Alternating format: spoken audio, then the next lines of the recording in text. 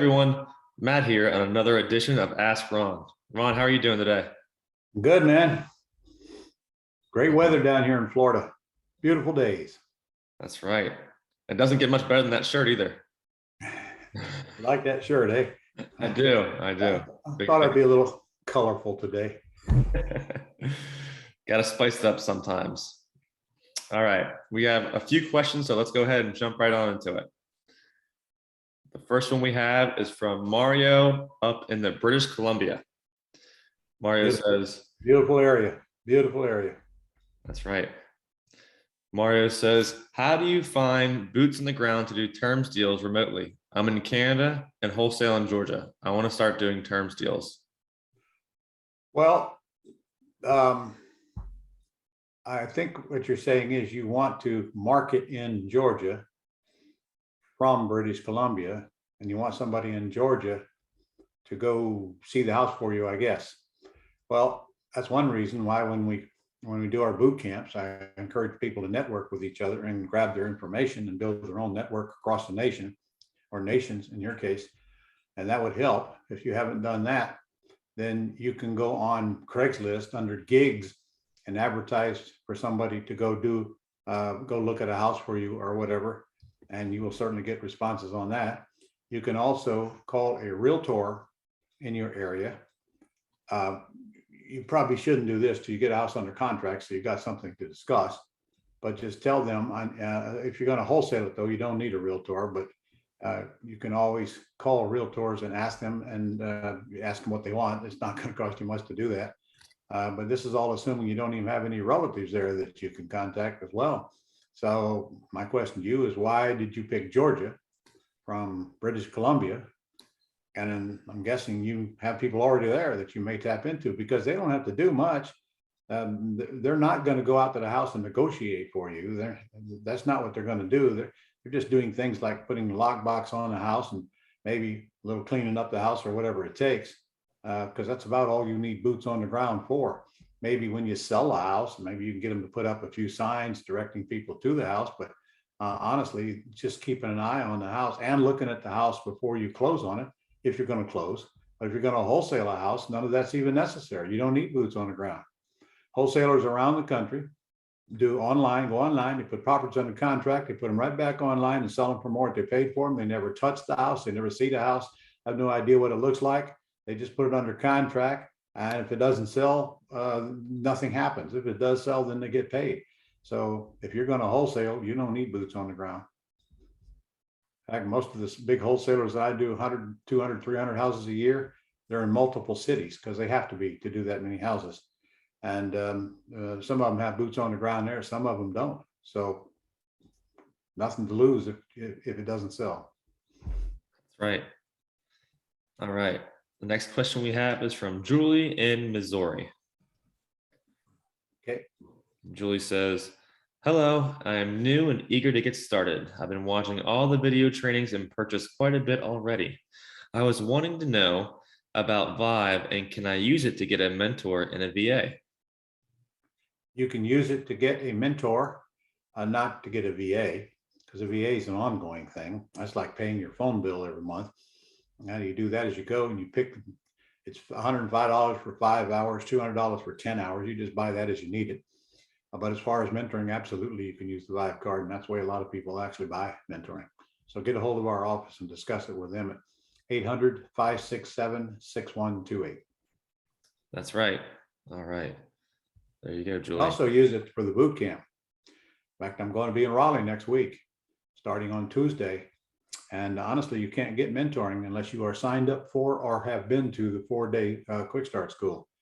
Because I know I'm not going to take your money. If you haven't been to the Quick Start School or you're not going there soon, you don't want a mentor. Mentoring is about implementation. It's not about training. You learn a lot as you go through the process. The first thing I did here just a minute ago was look at a contract that one of my students got working with one of my mentors, and I reviewed the contracts. You wouldn't know what a contract is if you haven't been to the school. You wouldn't have any idea what we're doing. So you got to get to training first, but the mentoring should start no more than 30 days away from when you are going to attend the next boot camp, or at least do a virtual one. And I strongly suggest you do the live ones. Mhm. The live one 10 times better than the virtual one. That means get to a city and get in the room, and it'll make a big difference in what you think about real estate, and also what you think about your ability to make a lot of money in real estate, because that's probably the biggest hurdle we have to overcome is your belief that you're not worthy, perhaps, that you cannot make all this money because you haven't. And I'm not talking to everybody, of course, but we fight that mindset all the time. Mhm. So get the training, and then you'll know what to do while you're in the mentoring process. But get the mentor before you come, so you can prepare and bring a bunch of leads with you, and maybe we can get you a deal or two in class, and then your mentor will be following up with you very shortly thereafter. In fact, some of the mentors actually will be at the boot camp for you to discuss. And if you don't know what mentor you want, then let us know. Pam Patton is running that department now, and tell them you would like to have a mentor that's going to be at the boot camp if you want. If you're going to come see me here shortly. I know that's short notice, but so what? Get it over with. It's never going to be convenient. That was a long answer, wasn't it? That was a good answer though, Ron. I like that answer. All right. Next question we have here is from Evan in New Jersey. Evan, New Jersey. Evan says, what does the initial cold call script look like when calling a cold prospect that you've never spoke with before? I checked the resources and it seems that all the scripts are geared towards calling back the person the VA spoke with. I'm looking to do some cold calling myself and I'm curious what's the recommended script and where can I find it? Evan, I just happen to have said script that I just created yesterday for a company that does cold calling. Man, the last thing you want to do is cold call people. God, what a time waster. They have to call hundreds and hundreds and hundreds of people just to even get somebody that has a house for sale. That is a ridiculous waste of your time. Now, there is a company that'll do that for you called proleadzone.com, proleadzone.com. I am currently using them to do just that. But there is no way that I'd want anybody in my organization to do cold calls. And I'm telling you, they called something like 4,000 people on our last, and I got, I think, 11 leads out of that. That's 11 people with a house for sale. And most of those, of course, I'm not going to do business with. So, man, this is not the way for you to buy houses. Not, I don't cold anything. Okay. I only deal with warm prospects.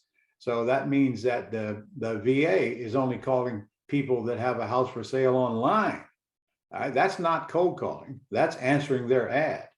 But if you're talking about just calling a list of homeowners, that is cold calling. And frankly, no way you want to do that on your own. Absolutely no way.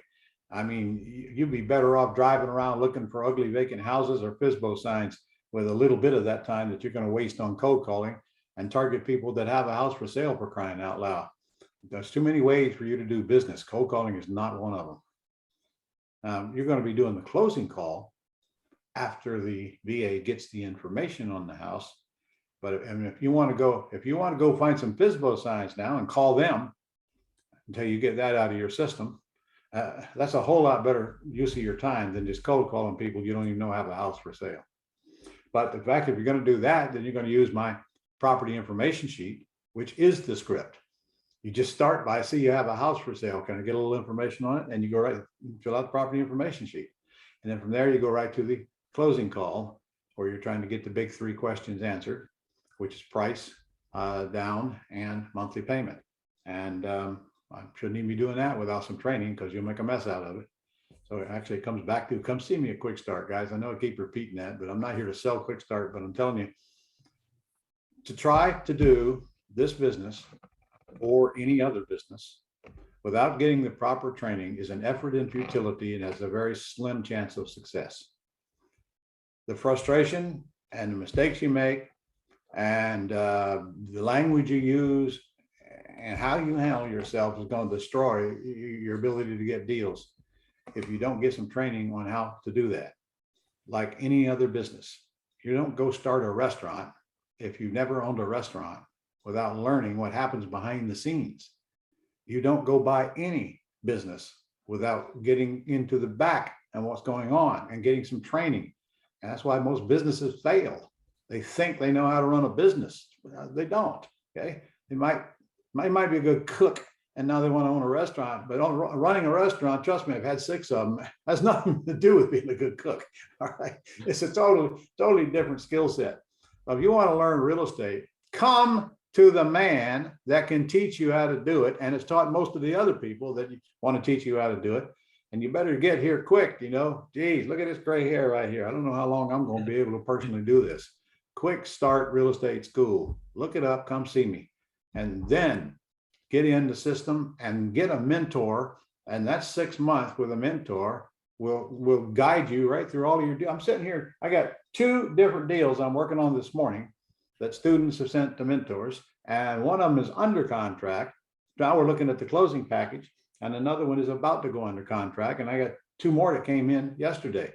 So get training, get mentor, get in the business, get a commitment, and get going, and then implement it.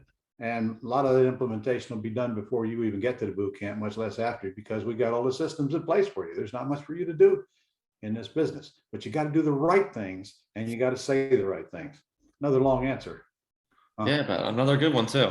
I'm gonna roll this morning, aren't I? I think it's the shirt. It must be. All right. All right. Our next 2 questions are from C up in New York. New York.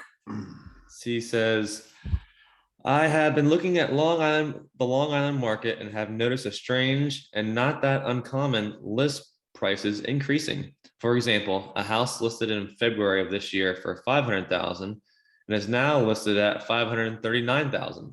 It seems strange that they have not had an offer for over 3 months. If I were to make an offer on it, it wouldn't be over $500,000.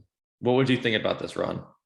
I don't know, because I don't have enough information, and frankly, I'm surprised that it hasn't gone up more than that, especially on Long Island. But I don't know anything about the house. See, maybe it's the house that's deterring people. I don't know, and you didn't mention that, or maybe it's just a crappy person trying to sell it and they're turning off people. I don't know. So no way I can answer that question with that limited information. I mean, I got one right here now I'm working on right now that the sellers agreed to sell it to us for $645 with a 6-month balloon. And then our goal is to, and owner finance it, of course, for that 6 months. So our goal is to get in there and fix up one of the bathrooms and do it a couple of other little things and put it on the market for around 8.25. And I just got through checking the comps, and golly, they're everywhere. They're all over the place. And this is a really nice area on a golf course. So now it's up to us to think what we think is worth about 8.25. But just for the heck of it, I'm going to get it appraised after we get it under contract, just to kind of verify my assumption. Now, I'm not going to use the appraiser's price to sell it at, but if I think it's worth 8.25 and he comes back and says it's worth 6.25, then we got a problem. All right. He comes back and says it's worth 750. We don't have a problem, because I know darn well I can get it. There's one in there that sold for 8.25 at the same size. So I got the evidence in my favor, but I'm going to verify that assumption.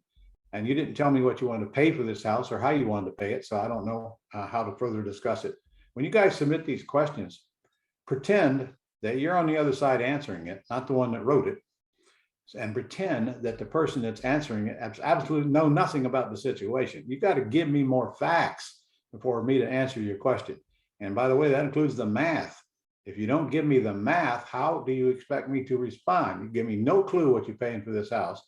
And then you ask me a vague question. That's like asking me, how much is the house worth? I don't know. I don't know. Need more info. All right. All right. And his last question is, does it make sense to use an accountant as a trustee? No, there's no need. That means you got to go, and besides, he's going to want to charge you every time he does anything for it. There's no need. Why would you need an accountant? If you're in a state that needs an individual as a trustee, just get some individual that you know. They have no risk. They have no liability. And frankly, there's nothing that they do except sign the deed when you sell the property. That's all the trustee does. That's it. And if something happens and you don't like that trustee, you can fire them and appoint another one. You don't need their permission. So yeah, you ain't gonna have any trouble getting somebody to be your trustee. But if it came down to it, worst case scenario, I'd probably have my closing attorney be my trustee if they were willing, and then they can sign the documents. Some will and some won't.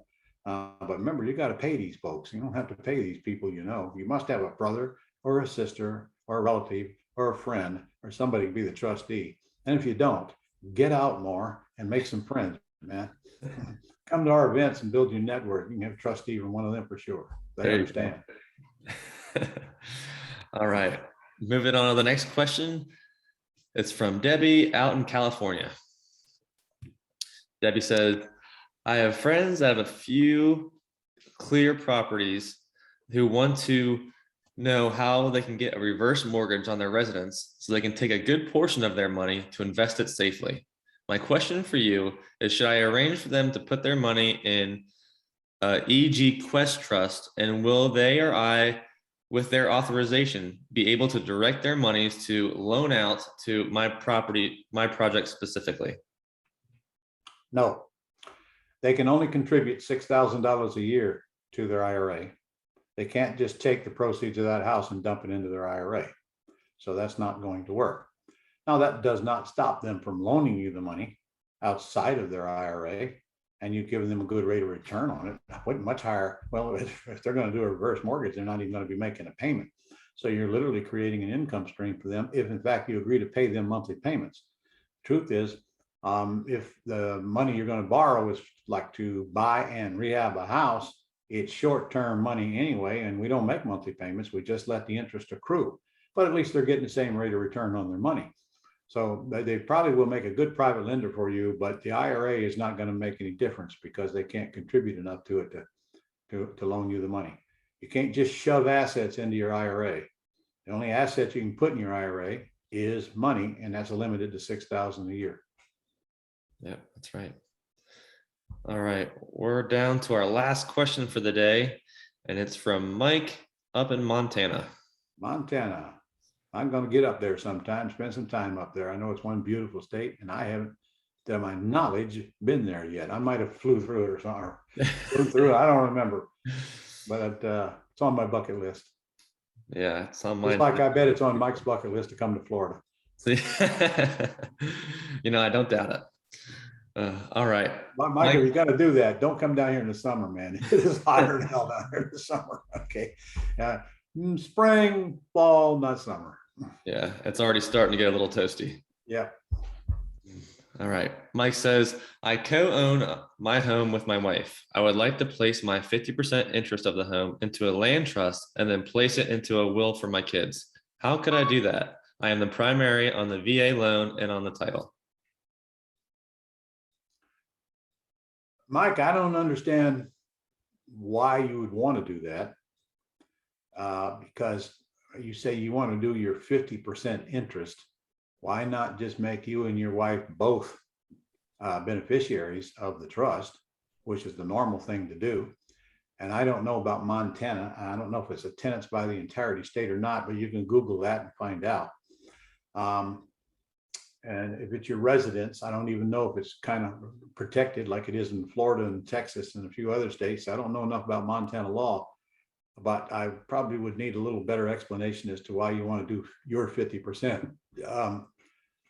You can put the property in a trust, but you have to put the whole property in the trust.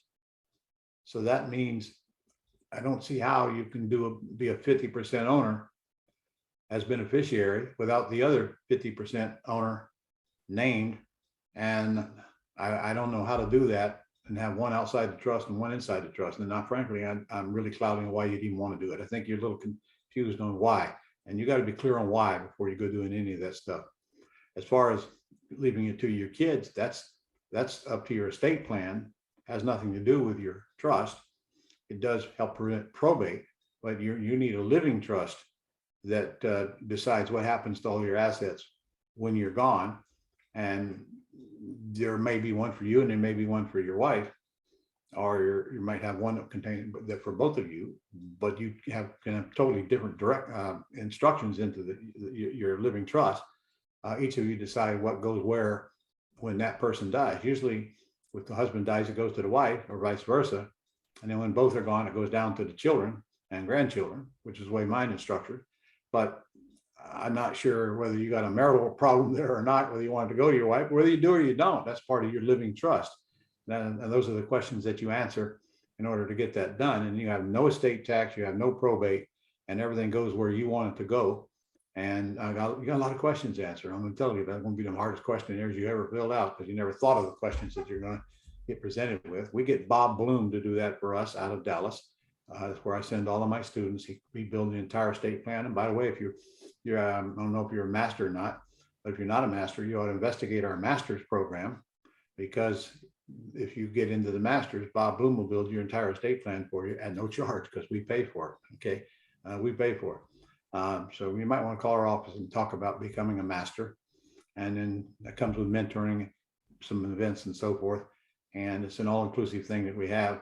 And Bob Bloom happens to be one of them. But even without that, Bob Bloom is in Dallas. That's BLUHM. So if you're interested in getting your estate plan done, he does it nationwide, very good at it, expert at it. Also is one that does the LLCs for us and the whole work. So got to get to know him regardless. Other than that, I don't know how to answer his crew would be able to answer your question, but I don't see how you can do that, to be honest with you. Yeah, that's All right. Is that the last question? Yep, that was it. That's all she wrote. That's all you guys got? 7 questions. That's all you got. All right, a whole week. Okay. You know, if you don't submit the questions, I can't answer them. So get them in here. All right. And remember, here's some rules. Ask the question assuming you're not the one, and make sure that everything is clear. And I'd like to know what state you're in too, because sometimes that has a lot to do with my answer. All right. Ask the question clearly and give me enough facts. Let's say you're the one answering the question. What would you want to know? Okay. So put that in the question. And I'd rather have a long question with facts than a short question I have no idea what it means. Okay. And just get them in here. And we'll get them answered. It's not just for you, incidentally. All right. It's for the benefit of everybody watching. We got a lot of people watching this thing every single week. And a lot of them got the same questions you got. So you owe it to your brethren to get your questions in here. See you next week. And I guess there's no announcements we need to make, do we, Matt? We just did the summit. Some came out very well. You guys missed the summit. Too bad. Summit was a great one. That's right. You might get an email, by the way, to be able to buy the recordings of it. So look forward for that, because it was we had some really, really, really good speakers on there, and some really, really hot subjects as well. It was a great hit. All right. Other than that, get your questions in here. I'll see you next week.